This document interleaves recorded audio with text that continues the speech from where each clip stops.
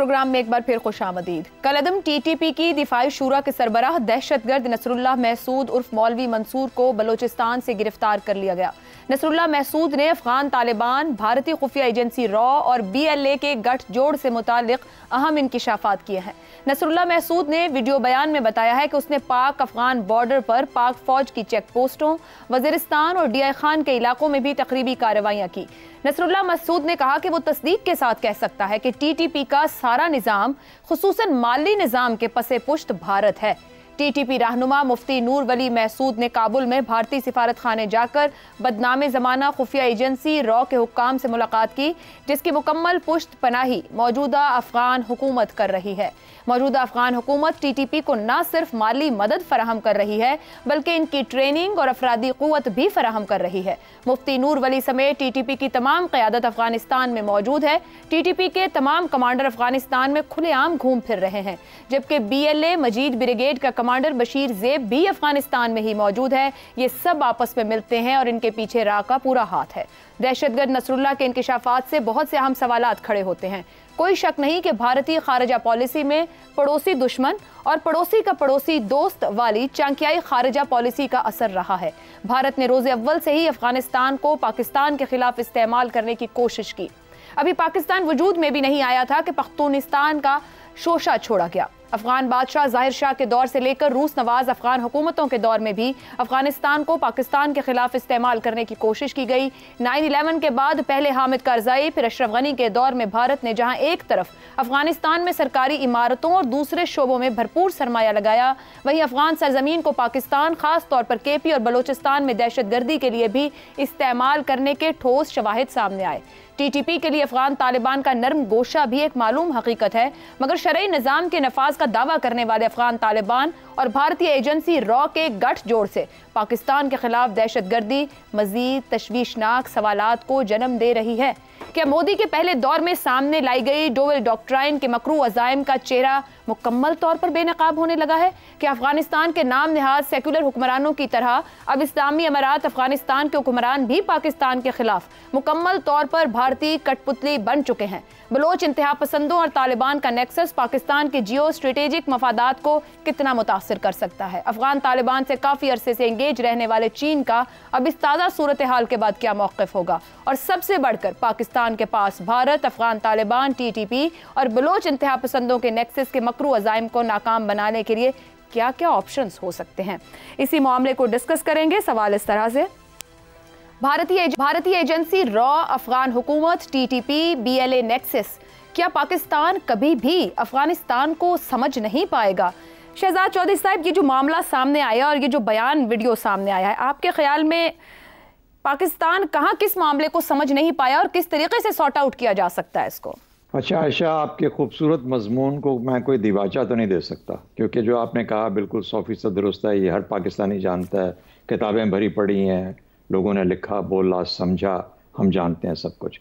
मेरा ख्याल है कि देखिए, भारत भी हमेशा से उसी जगह पे मौजूद है जहाँ पे है। 47 से ले लीजिए, 48 से ले लीजिए, उसके बाद का मामला देख लीजिए, जो भी है वो हमारे सामने है। भारत का मकासद भी हमारे सामने है, उनके तरीके भी सामने हैं। BLA भी अपनी जगह पे उसी तरीके से है जिस जब से वजूद में आया।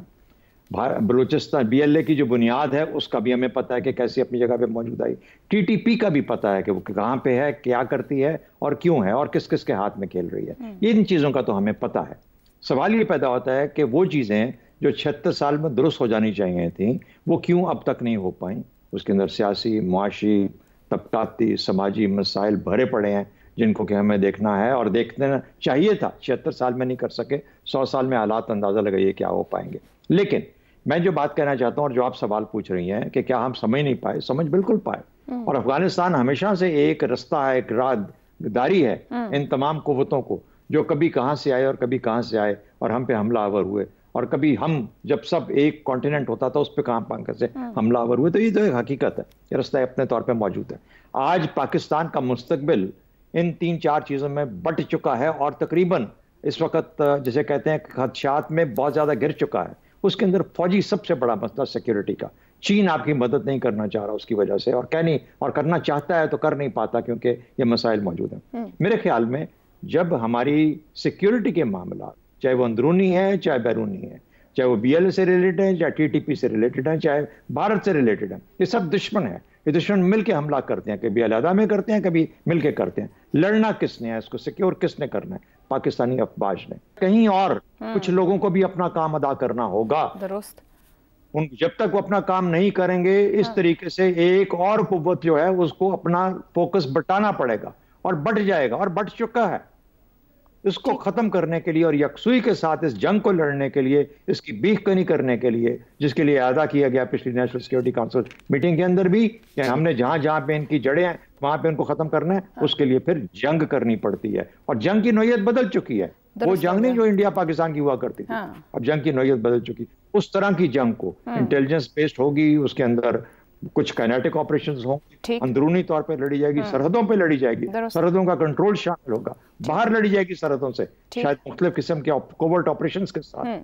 तो ये काम उस वक्त होगा जब सब के सब जिनकी जिम्मेदारी बनेगी वो उस पर फोकस करेंगे, और बाकी जगहों पे हाथ दे के मदद की जरूरत नहीं डालना पड़ेगी। आमिर साहब, अफगान तालिबान की TTP को इमदाद और ये पूरा स्टेटमेंट जो कुछ सामने रख रहा है, क्या हम समझ नहीं पाए वहां की सूरत हाल को? और अगर हम समझ पाए तो हम हैंडल क्यों नहीं कर पाए, तसलसल क्यों नहीं? क्योंकि हम तो इयादा भी कई बार कर चुके और मुस्तकिल जंग की सूरत हाल में भी हैं इसी मामले को लेकर। आयशा, पाकिस्तान की एक बड़ी मासूम सी छोटी सी ख्वाहिश है कि हमारी मगरबी सरहद पे एक कहते हैं ना दोस्त हुकूमत हो, और हमारे जो वहां पर हम दो तरफ से ना फंस रहे हो। मशरकी सरहद पे दायरे के भारत है, मगरबी सरहद पे अफगानिस्तान और ईरान है। तो अफगानिस्तान के साथ हमारी बहुत ख्वाहिश रही, और यही वजह है कि आप देखें कि जब से सोवियत यूनियन की फोर्सेज आई थी उस वक्त से पाकिस्तान ने अपने तई जो कुछ हमसे हो सका हम लोगों ने किया।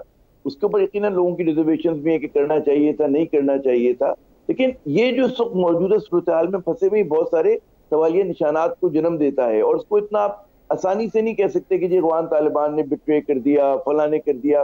गुजारे के जो इसका स्टेटमेंट आया उसमें उसकी हर बात को हम आंखें बंद करके उस पर यकीन नहीं कर सकते। हो सकता है कि अफगान तालिबान में कोई एक फैक्टर हो कि जो रॉ के साथ जो है मिलकर काम कर रहा हो। अगर के पूरे अफगान तालिबान एक पॉलिसी बनाकर पाकिस्तान के खिलाफ काम कर रहे हैं तो तब तो समझे कि जो हमने 20 बरस तक कंधा दिया था जब US लेड फोर्सेस थी यहाँ पे, तब तो हमारी पॉलिसी बुरी तरह नाकाम हो गई। और हमने फिर क्या किया, भाड़ चौंका था पाकिस्तान ने। आप सोचे ना कि हमने पूरा अमरीकी दबाव का मुकाबला किया, करजई साहब की नाराजगी, अशरफ गनी की नाराजगी, पूरा दौर हमने गुजारा जहां पर हम पैन इस्लामिस्ट जो दहशतगर्द तंजीमें थी, अलकायदा जैसी, उसके खिलाफ बड़ा जीना सफर रहे, हमने उसकी कीमत अदा की। और हमने कहा कि जी अफगान तालिबान से आप बात करें क्योंकि ये वहाँ की लेजिटिमेट पॉलिटिकल फोर्स है और इनको जगह दें। और उसकी वजह से फिर देखें गुफ्तगू हुई, दोहा एग्रीमेंट हुआ। तो अगर फर्ज करें कि अफगान तालिबान इतने नाराज हो गए तो हमारी शिकायत उनसे बिल्कुल बजा, लेकिन हमें भी सोचना चाहिए कि हमने क्या पॉलिसी ऑप्शन में गलती की। हमें भी थोड़ा सा अपना हाइंडसाइट पे चीजों को देखना चाहिए। और ये बड़ी खतरनाक। अच्छा, इसमें एक और बात देख लें, सिर्फ इतना सा मसला नहीं कि फौजी का सोल्यूशन है। इसमें डिप्लोमेसी आती है, इसमें फाटा के अंदर आपको रिफॉर्म्स आते हैं, वहाँ पे तरक्याती काम आते हैं, वहाँ पे पॉलिटिकल सोल्यूशन की बात आती है। KP के लोगों को इत्मीनान में लेना आता है, बलूचिस्तान के लोगों को इत्मीनान में लेना आता है। तो एक बड़ा एक पेचीदा अमल है जिसको हम बहुत ठीक है आमिर जिया साहब, ठीक है। एक ब्रेक, एक प्रोग्राम में आपको एक बार फिर खुशामदीद कहेंगे। ज़ैगम साहब, ये जहां गुफ्तगू खत्म की आमिर साहब ने बात करते हुए कि अफगान तालिबान जिनको एक स्पेस भी दिया गया, बात करने को भी मुनासिब समझा गया, दोहा एग्रीमेंट भी हुआ, वो इस इंतहा तक आपको लगता है क्यों आए, या मामला वही था हम समझ नहीं पाए? अगर हम ये समझ रहे थे कि अफगानिस्तान में नेशनलिस्ट की जगह इस्लामिस्ट आ जाएंगे तो अफगानिस्तान का रवैया बदल जाएगा, तो यकीनन ये बात गलत साबित हुई और रजीम चेंज का पाकिस्तान को कोई फ़ायदा नहीं हुआ, बल्कि ज़्यादा नुकसान ये हुआ कि अब नेशनलिज्म के साथ इस्लामी इंतहा पसंदी भी शामिल हो गई। अब नेशनलिज्म भी है और इस्लाम के नाम पर भी अफगानिस्तान अब हमारा गला काटता है। देखिए, दो वजूहात हैं इसकी, अगर ये मिसकंसेप्शन है। पहली बात यह है कि हमने अपनी कौमी शनाख्त को जिस तरीके से मजहब से जोड़ा है, उसमें अगर कोई मुसलमान हमारा गला भी काटता है तो हम बिरादर बिरादर बिरादर कहते हैं। कल की बात है, आपको याद है TTP के बारे में तमाम हमारे सियासी तबकात उलमा क्या कहते थे कि अपने लोग हैं, ये भाई हैं। अरे भाई, 70,000 लोगों को ज़िबा कर दिया, उड़ा दिया, मासूम लोगों को, बच्चों को, औरतों को, मस्जिद में नमाज पढ़ने वालों को, रोजा रखने वालों को, फौजियों को, सिविलियंस को, सबको हमारे भाई हैं, इसलिए कि मुसलमान हैं। कौमी शनाख्त को मजहब से अलग ही नहीं कर सकते हम। तो तालिबान के बारे में भी ये था कि अगर अफगानिस्तान में इस्लामिस्ट हुक्मरान आएंगे तो वो तो भाई होंगे, वो राह को कैसे लाएंगे? भाई क्यों नहीं लाएंगे? वो सारी दुनिया तो हमारी तरह नहीं सोचती, वखरे टाइप के मुसलमान तो हम हैं ना, पहली बात। दूसरी बात, टू फ्रंट सिचुएशन जो ठीक थी, एक बात it make sense, strategic sense, कि दो तरफ से पाकिस्तान जो है वो दबाव में ना हो, खास तौर पे वेस्ट वाली जो सिचुएशन है, वेस्ट से इंडिया आके हमारा घेराव ना करे, जो होता रहा, जो 20 साल जो हुकूमत अमेरिका की जब वहां पे कब्जा था, तो यही हुआ ना, एक तरह से घेराव आ गया। ठीक, लेकिन सूरत हाल ये निकली कि जो वेस्ट का फ्रंट है वो ईस्ट से भी ज्यादा एक खतरनाक हो गया। तमाम तरमरात देने के बावजूद, स्मगलिंग की इजाजत देने के बावजूद, फ्री मूवमेंट के बावजूद, ट्रेड कंसेशंस के बावजूद, तो वो बन गया। तालिबान जो कुछ कर रहे हैं वो एक प्रॉक्सी वार है। ठीक है, इसमें कोई हमें गलत फहमी में नहीं रहना चाहिए। हमारे घर के मामलात है, वो हमने ठीक करने हैं, सब बातें ठीक है, लेकिन अगर हमारे घर के मामला ठीक नहीं है तो यहां से तालिबान को कहां से हक मिल जाता है कि पाकिस्तान के खिलाफ प्रॉक्सी वार करें? सही हो गया। अगर फाटा में हमारे मामलात हैं, मसाइल हैं, तो इसका मतलब है कि मुल्ला साहब को इजाजत है कि वो पाकिस्तान में आके बम फटाने शुरू कर दे। तो ये संजीदा सिचुएशन है। जहां तक अफगानिस्तान का मामला है, हमें सीरियस लेना होगा। बिरादर वही है जो बिरादर बने। यस, ठीक हो गया। इफ्तिखार साहब, इस पूरे इंकशाफात के अंदर जो नजर आया कि सीपैक को भी हिट करना उनके उसमें शामिल था, और चीन और अफगान तालिबान के अब कुछ अरसे से आपस में राब्ते मौजूद हैं। ये जो नेक्सस अभी इस इंकशाफ में सामने है, चीन को कितना इम्पैक्ट जाएगा, वो क्या अंडरस्टैंड करेगा इस पूरे? मैं एक बात बड़ी क्लियर समझता हूँ, ज़ैगम ने जो कही है वो दुरुस्त है, और वही एक हतमी बात है।